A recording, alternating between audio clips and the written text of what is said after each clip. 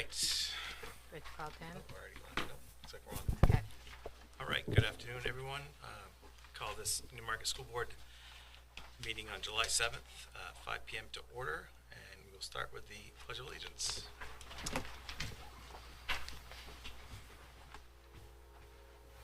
Pledge allegiance to the flag of the United States of America, and to the republic for which it stands, one nation, under God, indivisible, with liberty and justice for all.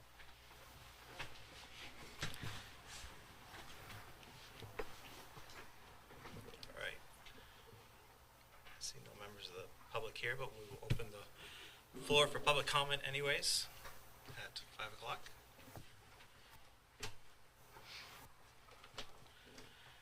And we will close the floor at 5 o'clock in 30 seconds. All right, next we have the student representative report.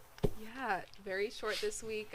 Just a reminder to all Newmarket families that the sports registration is online this year. Our athletics director, Mr. Hayes, just sent out an email with all the information on how to register your athletes before the fall so that they can play in fall sports.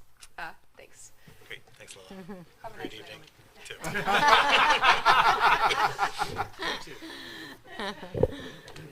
I could have sold her. And next up, we have the superintendent's report. Thank you.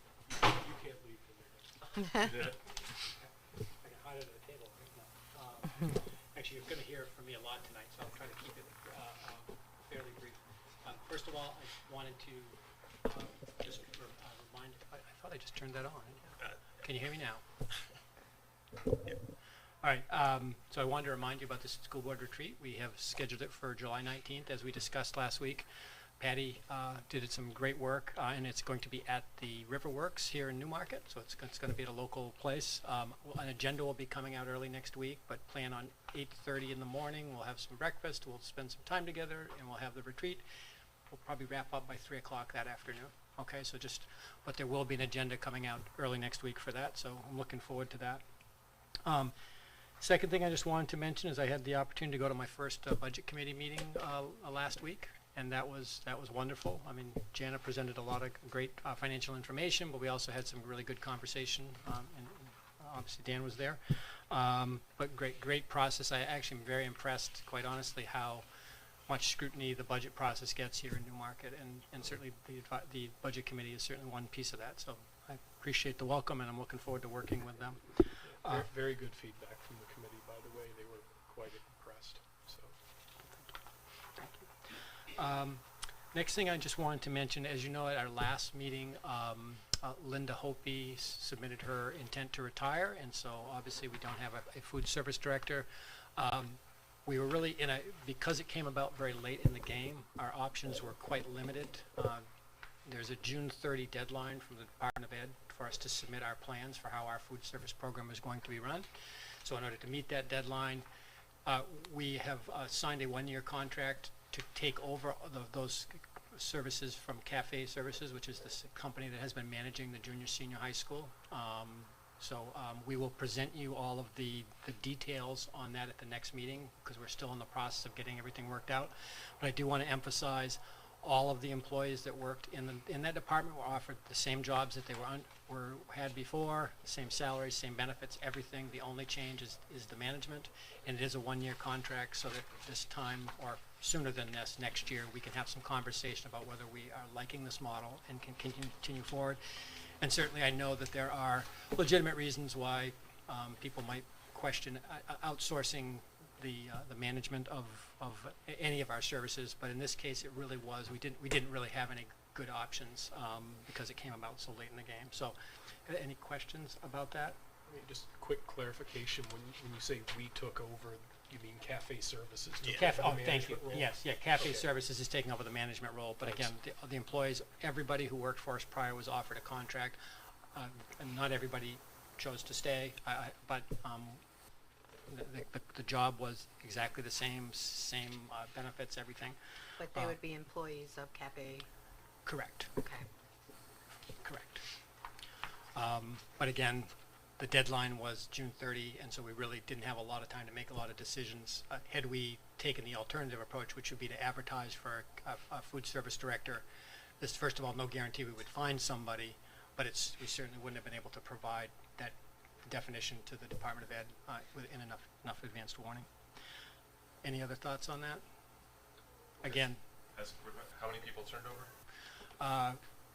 one. There were a total, once Ms. Volpe resigned, there were a total of 3 employees that remained in our Newmarket Elementary School program, and all 3 were offered a similar role under capital services with the same benefits. I'm sorry, how many many? employees total though? 3.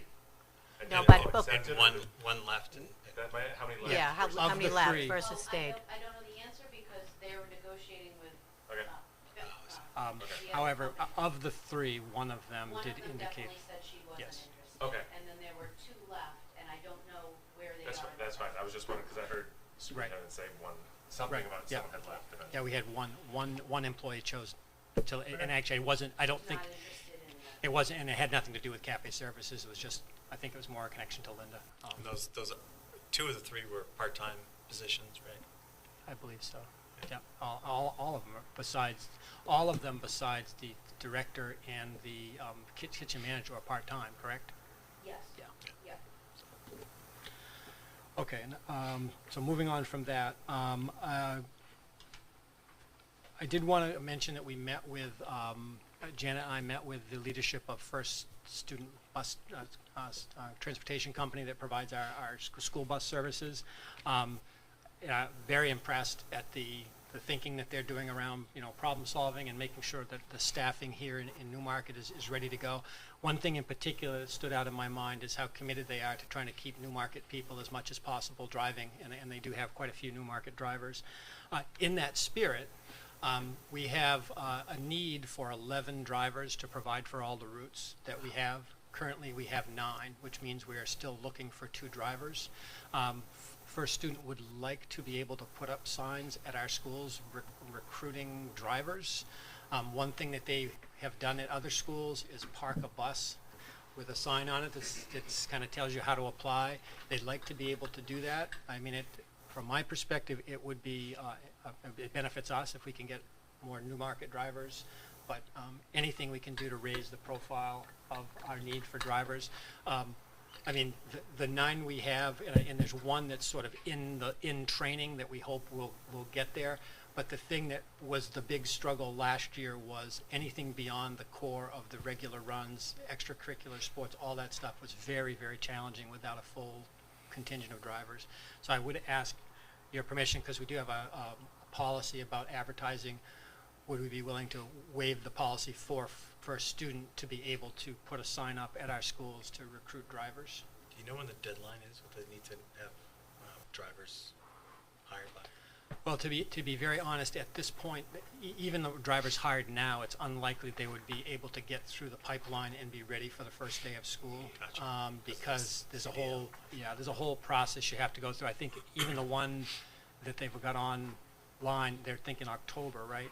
Yeah, is it probably about as soon as they'll be able to get them through the pipeline? Obviously, we're lobbying the state to have expedited processes, because it would be great to be able to get them all filled. But I do feel confident that they will be okay for the start of school. It's just anything beyond the regular runs is going to be a challenge without more drivers. Todd, do they need a Class B CDL for that job, or? They need a CDL. I'm going to ask Janet, because Janet's really the expert on what the credential is. They actually need a CDL, certified CDL license, but there's a special certification beyond even passenger. There's a passenger certification, but in order to be a school bus driver, you have to have the CDL, the passenger license, and a school bus cert. So there's a lot of training that goes into that, and from what I understand is the bottleneck is there's only a certain number of testing windows, and they are filled right up through the fall. So even if we got somebody in and they're actually doing training right now with this person to do all of this. They have 2 trainers on staff, but the bottleneck is once those people finish their training, it's getting that testing done at the state level and moving through. But there are a lot of requirements to drive a school bus. Okay. But again, the biggest requirement is we need to have enough, and anything. My personal feeling is anything we can do to help get more drivers is going to benefit all of of us and benefit our kids. Phil, did you have a question? So, do you need you need like a vote from us to Yeah, I was, suspend Right. the policy? yeah, just on this particular, to allow first to do this, which is not fully in line with our policy. Okay. Is that, do you want a motion now? Yeah. Yeah, I will defer to you. Want to do it now? if we can certainly do it now, I don't want to ruin your flow. Okay, well, we'll come, want to come back to it? That's I'll- fine, I'll- yeah. Okay, we'll do it. Okay. Put it in action items. Thank you for not ruining my flow. I appreciate that. Okay, moving on to, let's see, really one last thing. In the collective bargaining agreement for our teacher union, one of the components to that is there needs to be a committee to review activity stipends. And that committee is in the process of getting going, and we anticipate being able to make some recommendations from that committee on the stipend schedule in early August. The reason I'm telling you this is normally I would bring forward fall coaches nominations right now, but in lieu of finishing that work before we do it, so we don't have to go back and forth, I'm just telling you that you're not seeing coaches nominations right now, and it's not because we don't have most of our coaching positions filled, but we're going to hold off on presenting those to you until August so we can have all of that information sorted out, okay? So just wanted to let you know that it will come in August. Ideally, it would be in July, but we just hadn't had a chance to do that committee work, okay? And the last thing I would mention, Jenna and I were talking, there is a school district CIP committee that has existed in, I guess, a pre-pandemic era, and we would like to actually get that started back up again. So Jenna is going to kind of take lead on that. I just wanted to mention to you that we definitely want to start taking a look at our CIP plan and beginning to take a look at what our needs are. And so I just wanted to notify you of that. I don't know off the top of my head who the board member is, or if you have assigned people. I think, yeah. Phil? Okay, so it looks like Phil's nodding his head, so he's cool with that? All right, good. So that will be getting started up sometime soon. Okay. All right. And any information they have, if I may speak, on what the previous composition of the committee was, would be very helpful because we haven't been able to find that. So we want to make sure to include parties that would have been included before.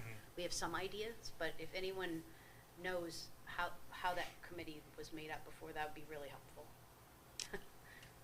Yeah, could look for, try to look for old We'll emails. keep working on recalling presentations. Yeah.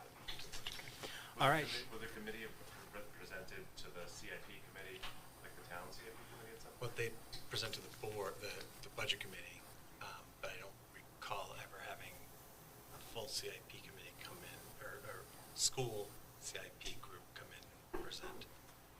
Yeah, it's been a long time since I've been part of this, but So the first year the school's representing to the full CIP committee that the town puts on, like I know a representative came, I can't remember who it was, but I don't know if like they would have mentioned in the minutes of those meetings.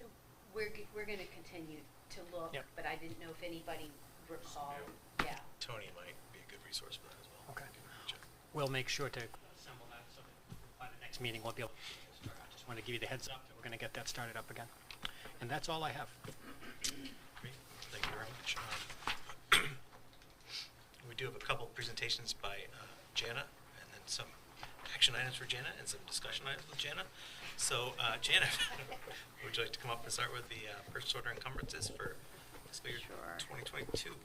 I think this is on. Tell me if it's not registering. I think it's on. Well, thank you very much. It's such a busy time of the year for the financial side of the house, so you're probably sick of seeing me in front of you. But this month is as busy as June, so we have a few things to present. Most of these, if you've been on the board before, are kind of standard fare.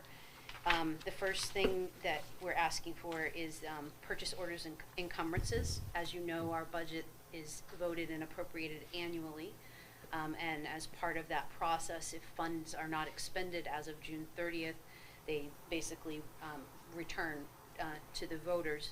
However, because of the nature of our school and the fact that a lot of our big capital projects occur during those summer months, we aren't able to finish and complete some of our work by June 30th. So what I have in front of you is a short list of some encumbrances for things that have not yet closed out. We're still waiting on. We know it's a June expenditure, but we're either waiting on an invoice or we're waiting on the work to be completed. The total amount of the purchase order encumbrances that we're asking for, which would come from fiscal year 22 and fund balance, would be $201,434.34.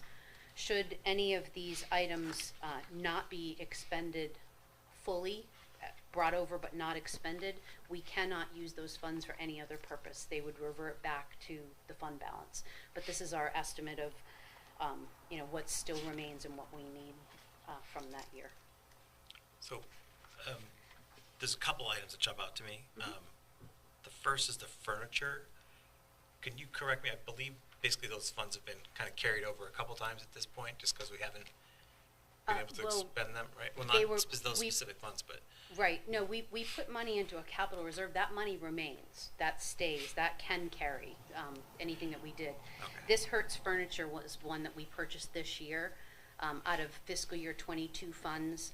We just got some of the furniture in, earlier in this year, but we're still waiting on the last delivery, so they haven't invoiced us yet. We had a big order of cafeteria tables and I'm forgetting all of the other things because it's we put it in the order I think in March or February. Yeah, I think I kind of misspoke. What I kind of intended to say was this furniture is furniture that we intended to purchase after completing the building, but we just haven't been able to. We've carried over the intent to purchase for several years. So this isn't really, I don't want to say it's not new furniture because it's new furniture clearly, but it's finalizing the purchasing of the school that we and have with not an been able to do incredibly yet. long delivery time for some of these things. These are not like last minute purchases. We've had these in process for months. So. Okay, thanks. And I don't be the person to ask questions, but the other item that obviously stands out is the IRS item. And I don't want to rehash the past, but if you could just help us maybe understand kind of where we're at and any processes we put in place just to kind of make sure that going forward that things are handled. So timely. this past October, I first became aware of a pending issue that had dated back to 2017. It had to do with the forms that we give to employees, the Affordable Care Act forms that are sent out. Those forms were sent out timely. They were given to employees. But the packet that gets mailed to the IRS, which includes those forms, was inadvertently mailed to an incorrect address in early 2018.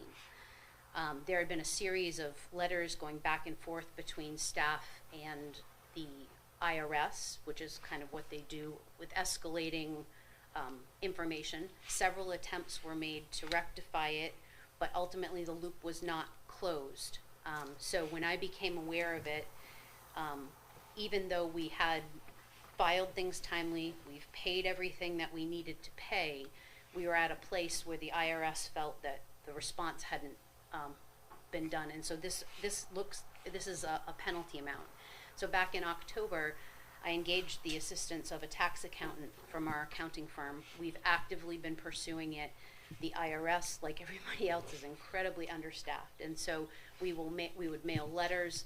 Certain letters would get opened before other letters, and then another notice would come. So it's really been kind of very cumbersome. I'm cautiously optimistic that once they pull all the documentation together and look at it, they'll see that we did actually follow through on what they said. They just hadn't gotten the documents in order. I'm hopeful of that. But again, in the event that we are able to successfully resolve this amount that I'm pulling forward conservatively would not be able to be spent for anything else. It would just go back to the taxpayers. But right now, I've talked to the tax accountant probably 1 to 2 times a month and say, what are we doing? The only way to get a hold of them is by phone, and a lot of times you wait on the phone, you wait on the tree, and it disconnects. We have a folder of all the documentation and our communication, what's gone back and forth. But again, this predates, it's an older issue. And as far as things that we've put in place, when this matter came to my attention, we immediately put in place a process that says that anything that comes from any regulatory agency needs to be immediately elevated to an administrator. That, you know, even though we could delegate and have people work on things, that we can't silo information. So that is a process we put in place. And like I said, I'm hoping that this will be resolved satisfactorily, and all the paperwork will catch up and it will be fine. But I did ask our accountants to give us an opinion. Based on their opinion, they said the conservative, prudent thing to do would be to encumber and then hope for the best. And if that doesn't come to fruition, then we would get the money back. Good. So, go ahead. Go ahead. So I guess I'm confused. So the process that was supposed to be followed was never followed, wasn't brought to administrations? I don't think it was never followed. I think just the notices were either received in the wrong order or just not. Well, not, The she's saying notices- to the IRS. The but- notices came from the IRS to the district. They were never, those notices weren't elevated to the level of an administrator. Right, that's, yeah. But So, the policy, I don't think existed until now, Right, that has to happen. Okay. right. And so is there a chance that we would be reimbursed that amount if we were following the guidelines correctly? Well, this Or is no? this is a potential financial obligation. Right. I'm optimistic that this will never be assessed to us. Oh, It's okay. a penalty. If it's never assessed to us, obviously we wouldn't have to pay it. Okay. But right now, I don't have an answer for the board, and we're crossing the fiscal year, and I'm concerned about going into the next year with something of that magnitude as an unknown. So I did ask, I sought the opinion of our tax accountant and said, what do you think we should do? And he and the partner at the firm said, conservatively, to be proactive, carry the funds forward in case it happens. If it doesn't happen, the money wouldn't be able to be spent. It'll revert right back, but at least you'll have encumbered it from existing funds to cover that eventuality. Okay. Thank you. You're welcome. My idea, I guess, is this also sounds like the sort of thing where maybe Senator Shaheen, Senator Hassan's office might be of some assistance getting the IRS focused on getting it resolved. That's a where- great idea. At this point, we've had so many hands in the till that I've signed a document to allow the tax accountant to speak on our behalf, because every time you call, if they get a different person that calls, it creates another case and it complicates. So, but I will pass along that suggestion to him and see if maybe that might be an avenue he could pursue, or I can write a letter to see if that will help. It's just that it's very hard to communicate right now with them. They are thousands and thousands of returns in arrears, and so Understaffed like everyone else. yes. And I just, if I could, too, as soon as Janet became aware of the issue, she's been attempting to resolve it, and it's that point of the 2 fiscal years and just needing to hedge our bets to protect ourselves in the event that this happens. But it does definitely sound like we hope to not be on the hook for it, and we just need to be ready in the event we are. And again, this goes back to 2017-18, long before Janet was involved. So, yes. Go ahead. So I'm no fan of the IRS. So make that. Jeez, you said that on the record. Yeah. Oh no, I'll say that. I'll scream it from the rooftops as an organization how they're run, or an organization is a constitutional entity. Anywho. Haven't been the easiest to deal with. My dealings with them have been similar. Yeah. But so this dates back several years. You became aware, you said October 21, so basically last fall. Was the board made aware when the administration was made aware? I think the question for Jen is, did you bring it up your chain of command? I think it's the only fair I did. question. Yeah. I did. So when we talk about policy then, and adjusting policy, I was it wondering. feels like a policy, I think we should talk about policy around the board being notified when, a federal agency has an issue with the district. Well, I was going to bring up a similar avenue of discussion in that, what is generally what happens, or would you think would be the normal kind of course of action, the appropriate course of action, and should we be fined by a federal agency? And what is the board's feeling on being notified? I mean, There's no question in my mind, you should have known as soon as we became fully aware of what was happening. I mean, one of the things in this particular case is, and again, I don't want to point fingers at anybody, but I think there were multiple efforts at a lower level to try to resolve it in a way that I think that's people thought it was being resolved, but as we've noted, sometimes the IRS is not as clear, and I think from a rational person's perspective, you might have said, okay, we solved it. The forms went to the right address. We've taken care of it. Problem solved. But clearly, that's not how it was being interpreted on the other end. And the pandemic has certainly created an even harder situation for communication with the IRS to just get timely information.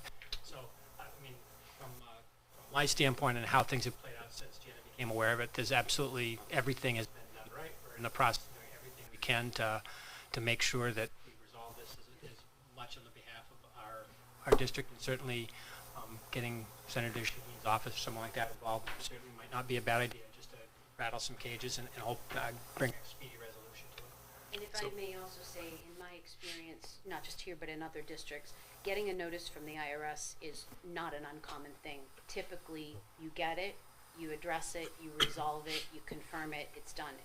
But it can take, it can take time.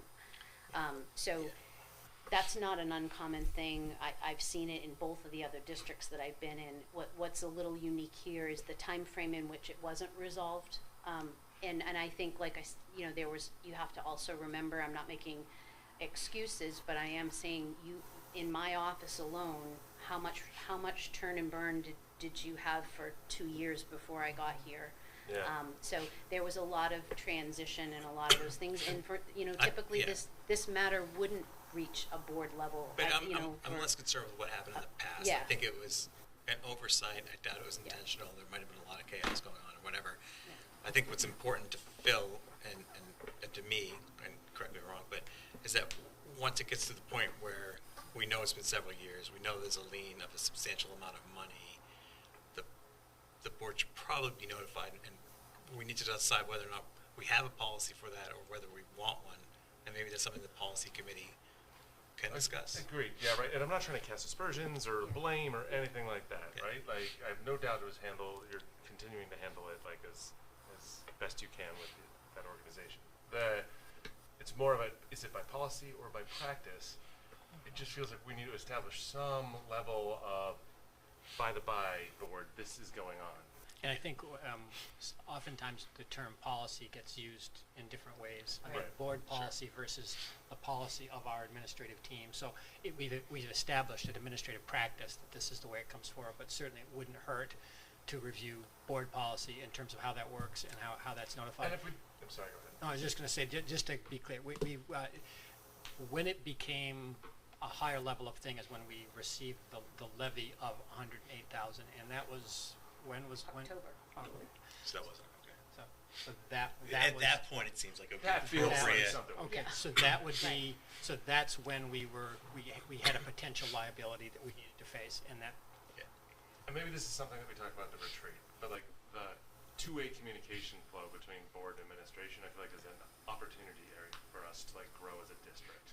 And I think you might have struck on a term that we should think about using in policy or process, and that's liability.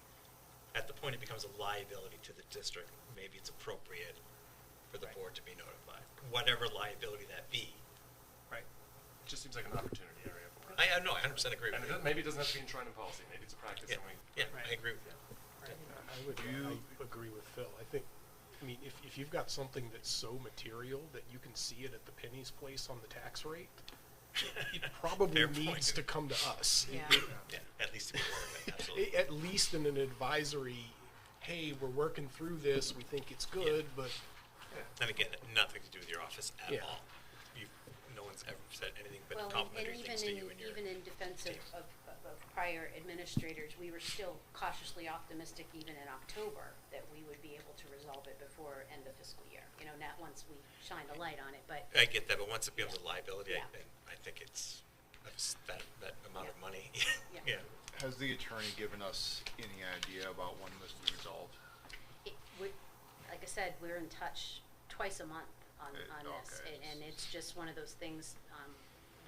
They call, they apply something to a ticket, and then you wait, and then they send you a letter as a result of some of this. Just to give you an idea of the journey we've been on here.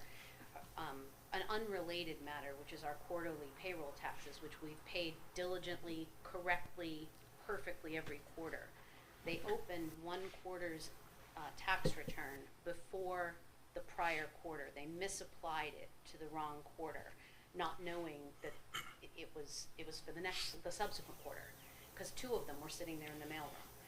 And as a result of that, they said, oh, well, hey, you've now overpaid your tax. So I got a check for about $1 million from the IRS saying you've overpaid your payroll tax, which we hadn't, right? And that somehow got commingled into this matter. Oh, So God. now we have kind of this intertwining of these two things, and unwinding it has been a nightmare. And so I never cashed the check. I waited to instructions. I mailed it back, certified mail. This is not ours. This is your money. But it's just that it's very hard to get a hold of somebody and quickly kind of resolve these matters. And that incident, that had nothing to do with anything the district did. That was 100% an IRS Yep. mistake, you know. But that's how these things kind of roll, is they go together, and it just takes a long time, unfortunately, for the Does anyone have through any the other process. questions about the encumbrances before we move on? Thank you. Yeah. A real quick one, more from my education than anything else. So the accounting standards for the district, if we place an order for something in this fiscal year and it doesn't get delivered and we don't pay for it until the next fiscal year, we can still recognize the expense in this fiscal year? That's an excellent question. So the answer to that question would be no. If the item doesn't get delivered in this year, we don't accrue it. But like, for example, the fresh picks obligation you see on there, that's the final invoice we're waiting on for services delivered in June. So there's a nuance to that. So if we have an open PO and the item hasn't come in, we close the PO and we have to open a new one. These are for things that actually were, they say, recognized in fiscal year 22, for which we have a financial obligation to complete them, or it's for ongoing work that was approved but just not completed that we know is going to come out of that funding.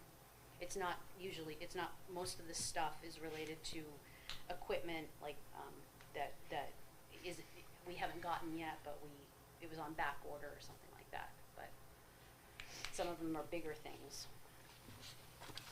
All right, great. Any other discussion? Thank you very much, Jenna. Would you like to go right into service student account or write-offs? Yes, so each year, as we close out our fiscal year, we carefully review our open student balances. Obviously, with free meals for the last 2 years, students haven't had to pay for meals. So last year, I believe the board voted to write off about $3,000. This year, our write-offs are much lower. We're asking to write off $165.50 on a variety of student accounts. These are typically cases where either a student's eligibility changed in the middle of a year prior to them graduating, and then they became free or reduced, so they obviously wouldn't take care of the balance from before that. Or it's a case where students have moved out of district, we don't have any contact or any other students in that family remaining in district, and it's highly unlikely that we would collect on these amounts. So if there's a chance of collection, we carry it forward and we continue collection efforts, but this amount here we feel is probably not going to be recouped. Thank you very much. So any questions or discussions on that?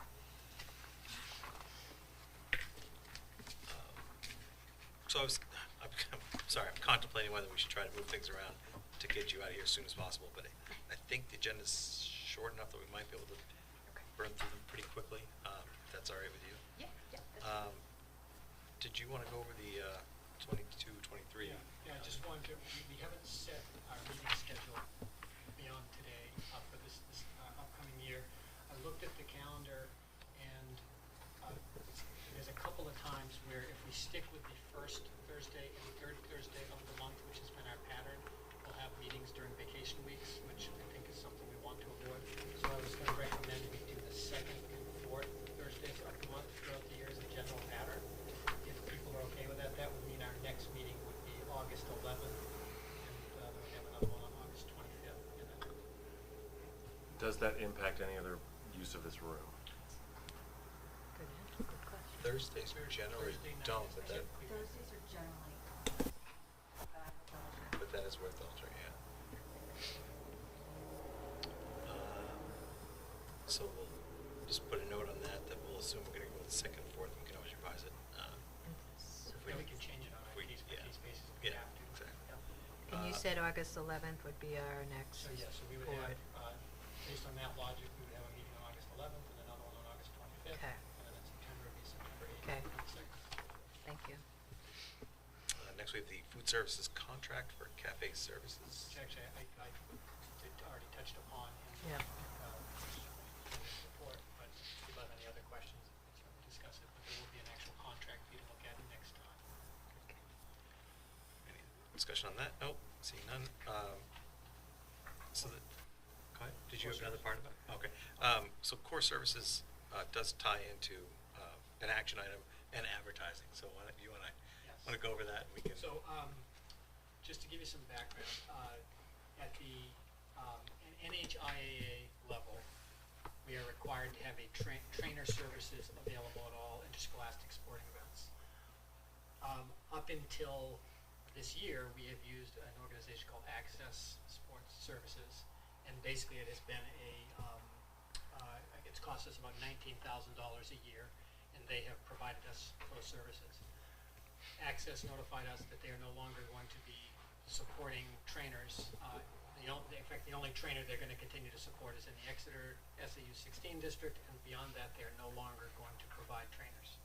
So we're put in the dilemma of trying to provide training services for Newmarket, which is a relatively small organization. Our core services is through core physicians. Core training services will provide them for us free of charge if we agree to allow them to advertise. And actually, I've had a conversation over in Epping, which is already moved to core. Basically, what they do is at the beginning of a sporting event, when they're introducing the refs, they thank core services for providing training services at those home games, and we would allow them to hang a banner if they chose to. In Epping, they don't actually even do that. However, the agreement with core services is that in exchange for providing us free athletic training services, we would allow them to be recognized at our sporting events. And potentially put an ad in any publications. Yes. So if we had a program, they could ask to have their logo into it, and so forth. Oh, you died. I was muted. Thank you. Call next time, Tim. Trying to be polite. So basically, what it comes down to is this: one solution would be we could take it upon ourselves and advertise and try to hire a trainer, but that would mean we'd have to hire a full-time, and we're not going to get a trainer for the value that we were paying to Access. So basically, the difference in what we were paying to Access would have been $18,000, and in this case, we're not having to spend that $18,000, but we are agreeing to allow the advertising to take place.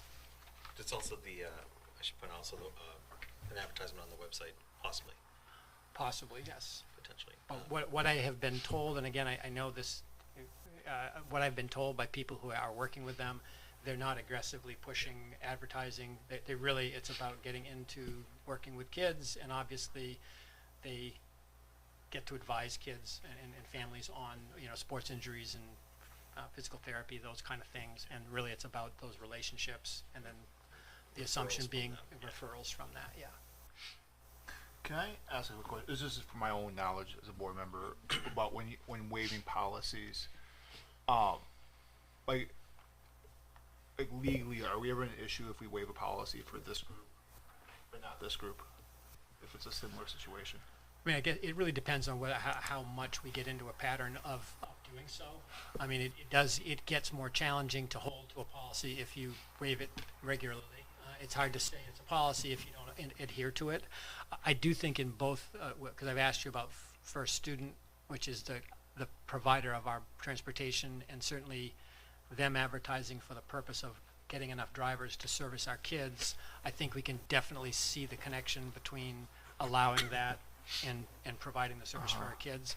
In this case, I guess there is debatable whether there's a direct service, but we are getting training services to all of our athletes. So I guess if it becomes a pattern, that's where the issue becomes. Okay. And I mean, I guess someone could argue, like brand soda could argue that, hey, you're not allowing us to advertise, and we're going to give you money for it or whatever, and that could be beneficial to the district. But I think that would be a stretch, right? But we're not selling things. True. We are receiving certain kind services for them placing a banner. If we started like selling advertising space or something, I feel like that turns into a different trend. I do think it probably would be, in fact, at the leadership retreat, one of the topics I wanted to have a conversation about was policy processes that we have, because I want to establish a very clear process for that. And I do think this might be one of those policies it's worth taking a look at, because it's come up enough times that maybe we need to look at the language of the policy, and maybe the policy needs to change to allow us to make easier distinctions like that. But it is true, if we were selling ads, it probably would be more of an issue. Okay. Thank you. I mean, I'm generally pretty against advertising in the school. That being said, advertising, I think if we were to, in my opinion, if we were to advertise, say, across the street in the parking lot for the bus company, somehow I'd feel a little bit better about that. And to be honest with you, if we could find someone else who provide the service easily for a similar amount of money, I'd probably be more inclined to do that rather than advertise or offer advertising for a particular health provider. But I don't think that's really an option in this case, unfortunately. I don't think there's any other groups that are really. When I went to T-ball, I saw a bunch of banners for local establishments at the end there. I didn't feel like that was being like untowardly advertised to. My concern is maybe from a little bit different direction. So we're, if I understand right, obligated to have these training services present at the games. We're required by law to have them. Required by law. Or not by NHIA. By NHIA rule. Okay. So, and now we're going to get this free service in return for advertising placement. But I mean, if the trainer doesn't show up, can we still have the game? And if they don't, I mean, you call them up, hey, your trainer didn't show up. We'll refund every penny you paid us.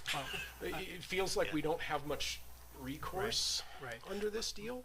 My experience with various training agencies is, in fact, one of the advantages to having an entity like CORE or Access is you're not hiring an individual, you're hiring an organization. And if for some reason the trainer is unavailable, they assign somebody else to those events.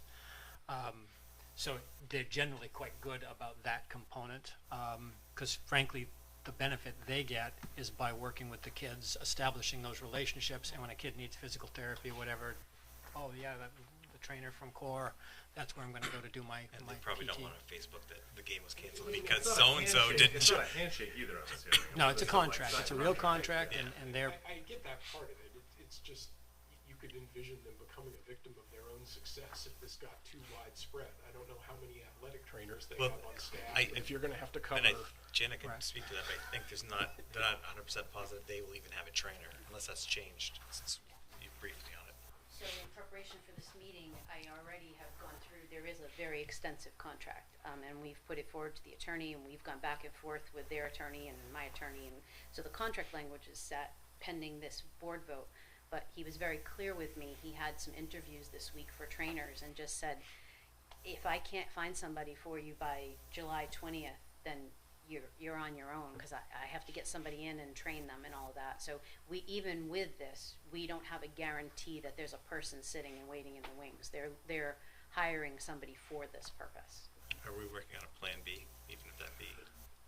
Jamie is. We'll have to advertise Yeah. and do what we can. Right. Work maybe, but again, Access, which has been the one that we've been using, they're not doing it anymore for that reason. They can't provide the trainers. So, but again, it is an essential service that we need to provide, and this, if it can be done, is probably the best way to do it.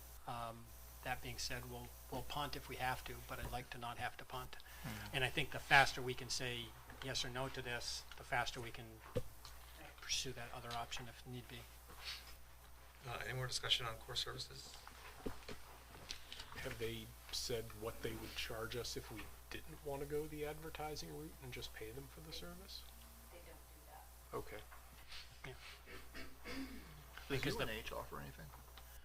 UNH has a training program, but they don't have do that. the contracted service. I mean, every once in a while you can convince one of their grad students to come over and cover a game for you, that kind of thing. But there's not they're not doing contract like that. Okay, and next we have Facilities request. facilities request form. Just because of time, I think, I don't know how much time we need to spend on this, but Actually, I can just give a quick. Yeah. At last meeting, I brought to you the idea of opening our facilities up to outside groups, and so after that meeting, after you gave me the green light to do that, Dave Riley and Jana set to work, taking a look at the process we have, the forms that we have in our documents online or in our policy book are not great. One thing I did want to point out to you, our documents in policy are administrative procedural documents. They're not actual policy. So changing those we would make you aware of the change, but it's not a policy change. It's simply we're saying this is how we need to move forward to administer the policy. So the recommendation for the changes to the form, it's really just a more comprehensive form. I know, Andrew, you had a question for me earlier, just to kind of expand upon that. One of the things we're trying to do with this form is to, once an entity fills it out and it comes in, it's going to immediately lead to a conversation between our facilities department and whoever that entity is, and figuring out what the needs are, whether or not it's a facilities use that will require us to provide staffing, all of those things, but it will immediately lead to that conversation, largely from the standpoint of educating both sides in terms of what are your needs, what can we provide, and sort of arriving at that. I mean, certainly our goal would be, as we're having these groups using our facilities, the trusted groups we've talked about before, that we would try to minimize the amount of impact on them in terms of our staff and so forth needing to be physically present the whole time. But the form is really just about how to start that process.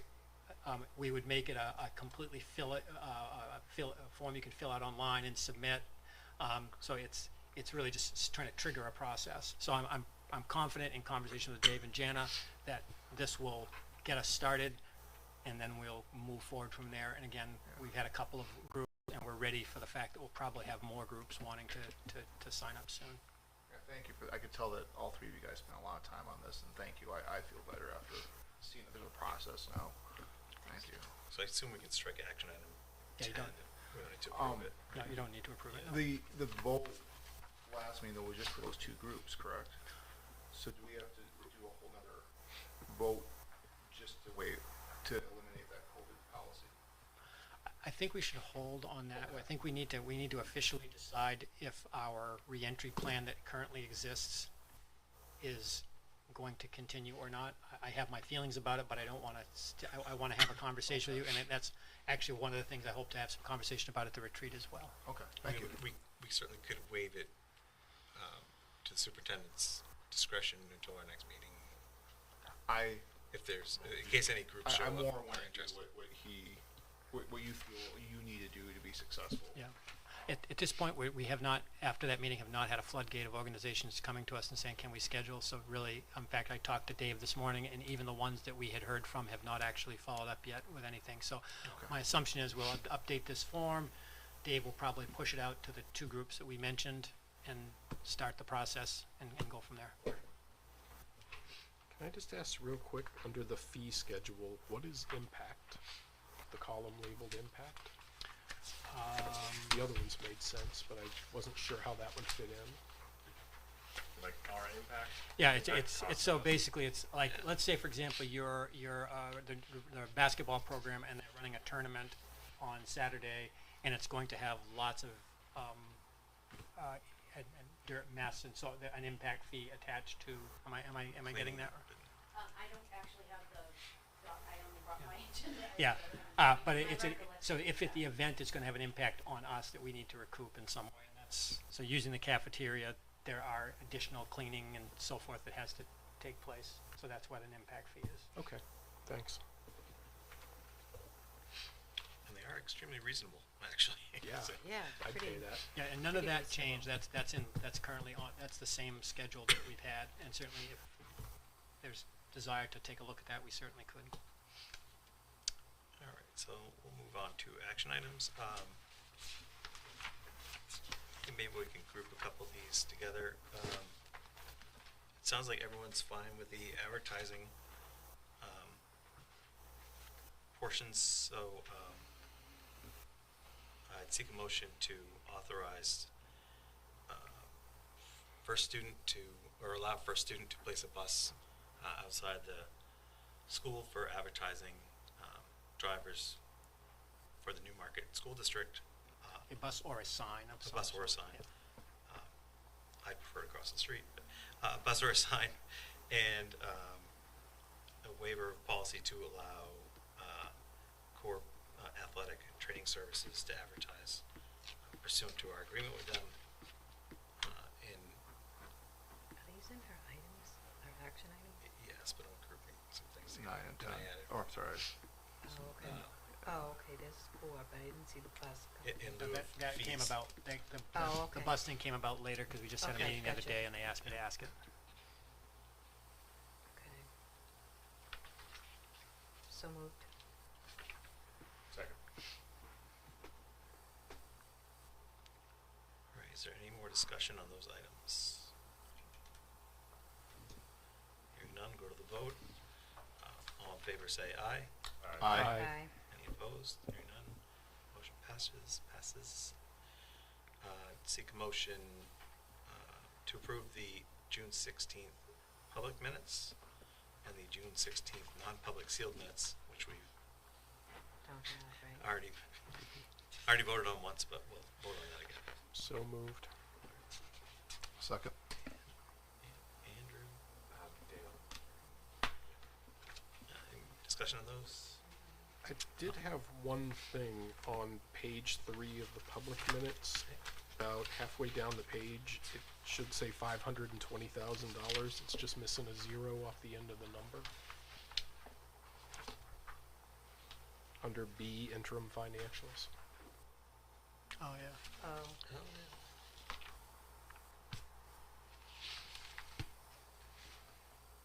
Oh, so any further discussion? All those in favor say aye. aye. Aye. Opposed? None? Unanimous? Who is the manifest? Andrew, would you like to make a motion? Make a motion to approve the manifest for July 7th, 2022 for the amount of $3,903,521.88. Do I have a second? Second. Seconded by Amy. Thank you. Amy did. All right. All those in favor say aye.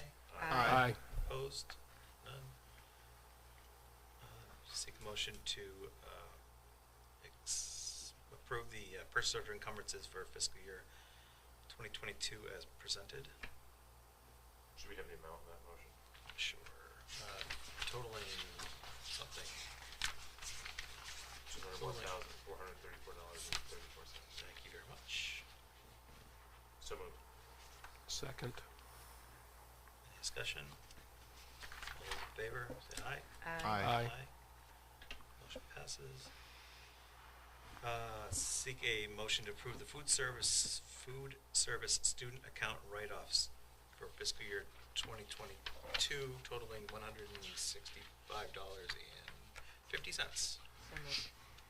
I'll second. Motion by Amy, second by Andrew. All those in favor, say aye. Aye. Passes 5-0. Approved trust fund transfer. I do not recall us speaking about that. Yeah, but Jana's here to talk about it. So, I believe it was in your packets, but, I apologize, we didn't talk about it first.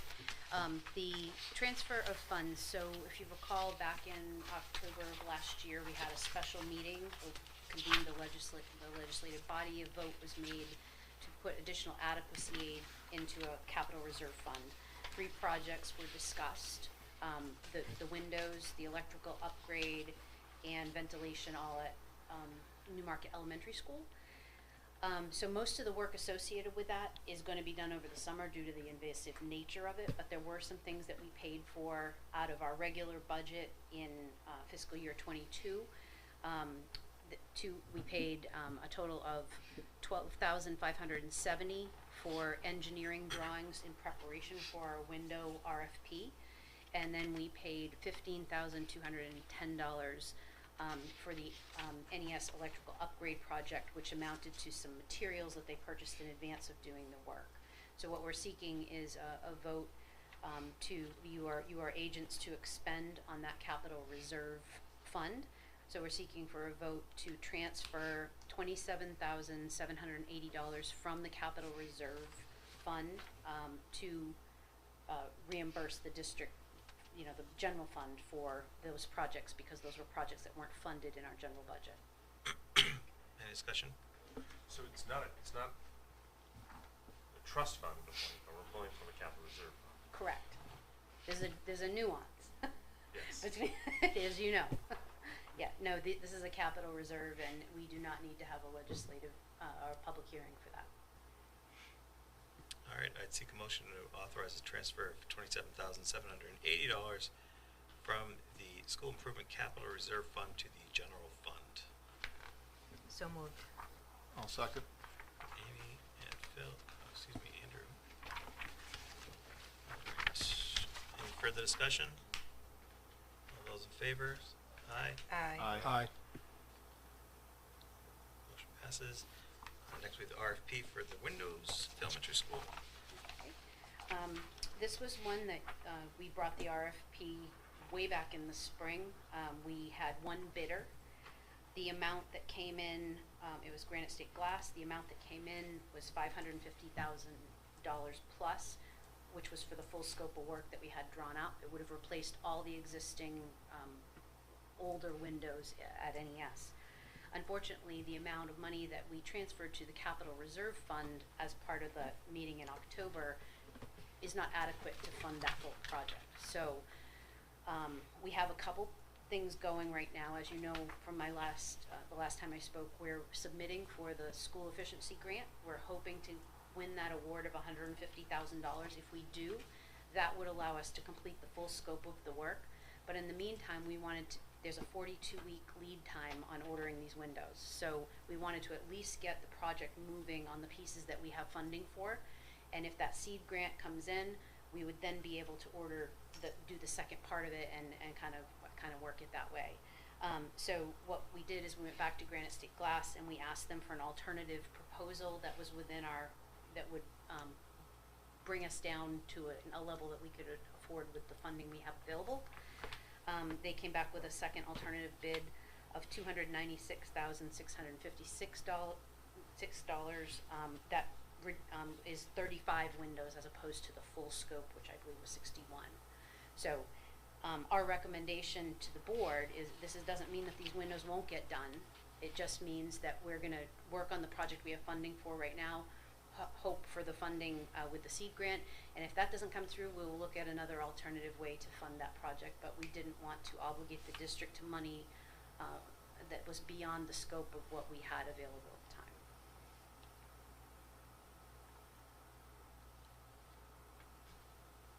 So just to clarify, if we do get the seed grant, we'll still only be doing the 35 windows this year. Is that the intent? No, what we would do, because the seed grant has an expiration date of June 30th, if we awarded that money, we have to complete this work. So these windows that we're going to order with our existing funds right now would automatically become seed grant windows so that we could complete that. We would use our capital reserve fund to buy that second tranche. We would basically just shift our funding source. But So we're gonna get the windows ordered, so at least we can get that Okay, in motion. Okay, all right, thank you. And we know that we can afford that scope of project.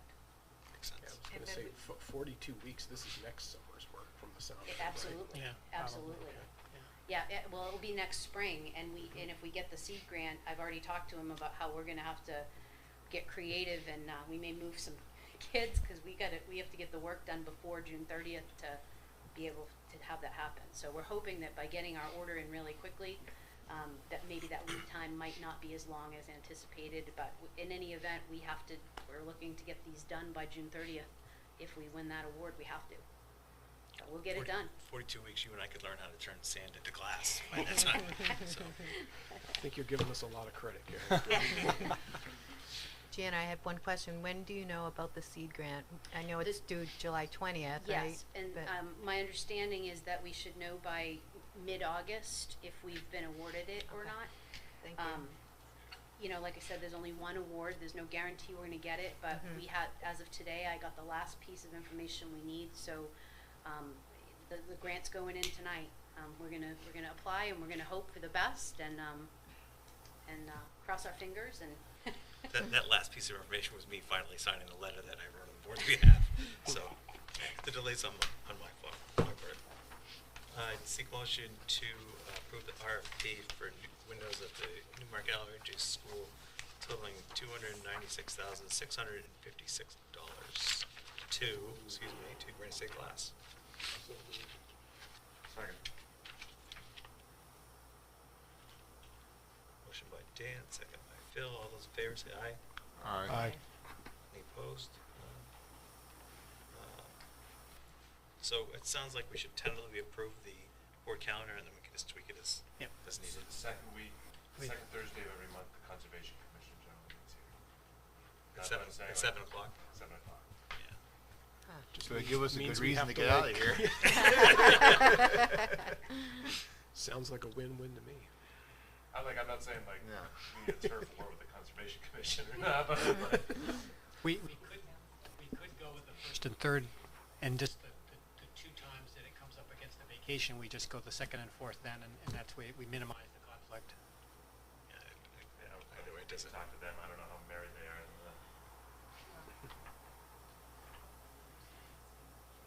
No one likes change. So why don't They we, say they like it, but they don't. why don't we go with the first and third and then we can move those Okay. as needed? So, can I bring up the time? Sure.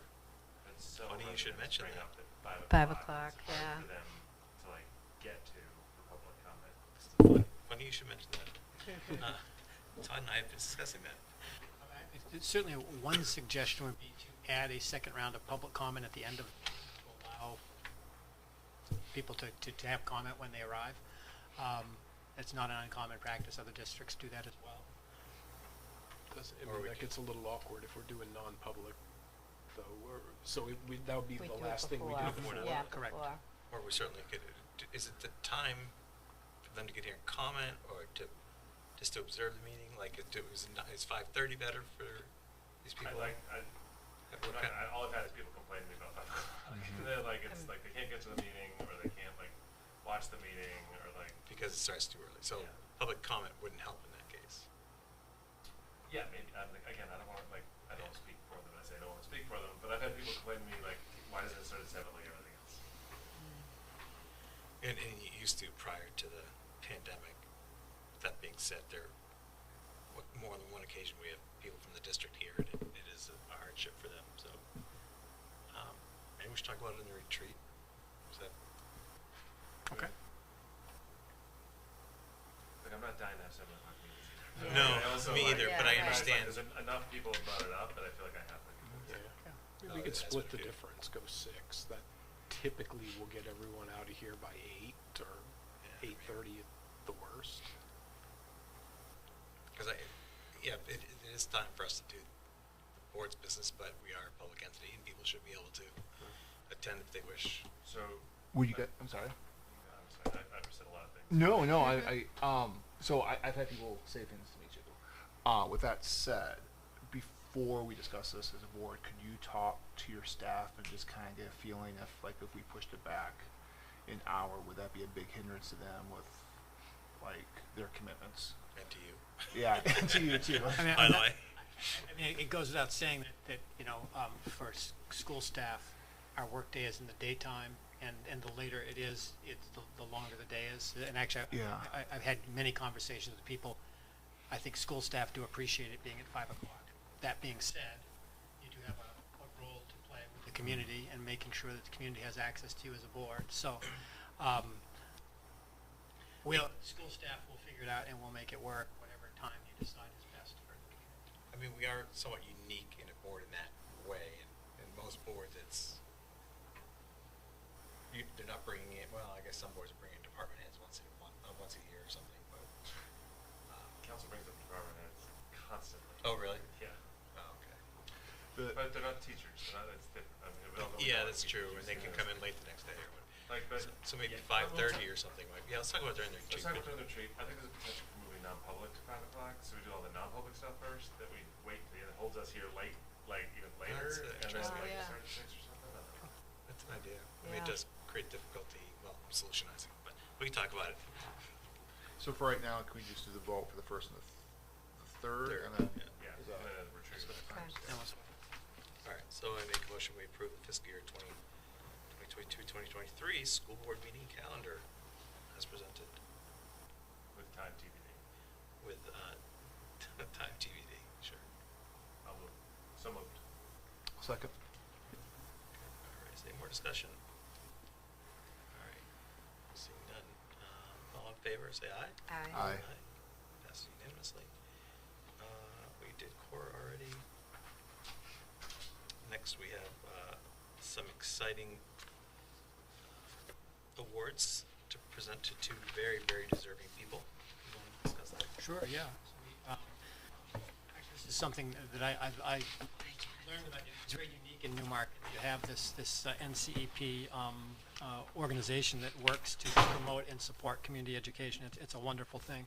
But they do an annual award called the Nicholas Popov Memorial Award, and two of our two nurses from the high school and elementary school, Jennifer Farnese and Diane McCormick, were both awarded $1,000 from this organization and recognized for the incredible efforts that they made, over the course of the pandemic and so forth, and all their kindness and generosity in supporting kids throughout the community. So congratulations to Jennifer and Diane on the receiving those awards. Yeah, and thank you, Jennifer and Diana, for going way above and beyond, like you always do, but even more so in the pandemic.